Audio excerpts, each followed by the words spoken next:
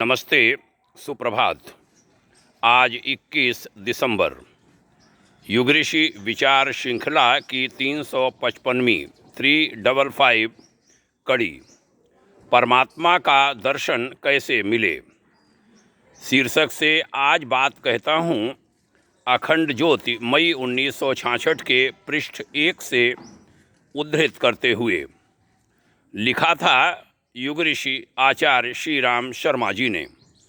ईश्वर का अस्तित्व धर्म का विषय है और उसे अनुभव किया जा सकता है। परमात्मा की व्यापकता और उसकी अभिव्यक्ति का अवगाहन हम उतना ही स्पष्ट कर सकते हैं जितना हमारा अनुभव गहन और व्यापक होगा। प्रोफेसर नाइट का मत है, ईश्वर की भावना हमारे हृदय में इस प्रकार घर कर गई है कि उसे अंतःकरण से बाहर लाना कठिन जान पड़ता है। आगे कहा था, आंतरिक ज्ञान के द्वारा ही हम परमात्मा का अनुभव प्राप्त कर सकते हैं, उसका साक्षात्कार कर सकते हैं, अथवा यूँ कहना चाहिए कि हम ईश्वर बनकर ही ईश्वर के दर्शन प्राप्त कर सकते हैं। इसमें भी आंतरिक शक्तियों के विकास की ओर ही संकेत है।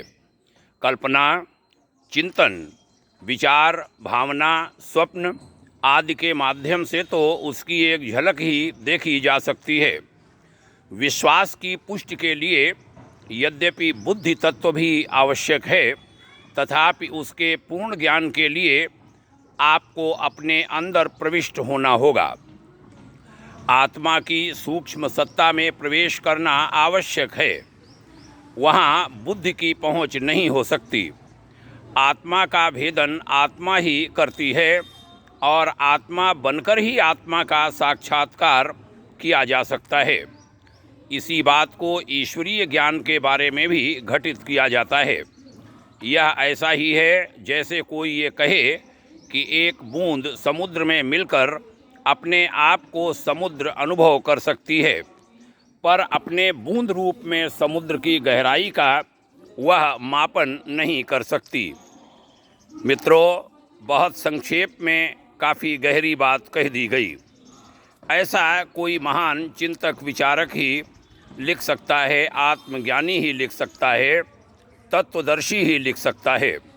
आइए इन विचारों को जानें, समझें, हृदयंगम करें, अन्यों को भी बताएं।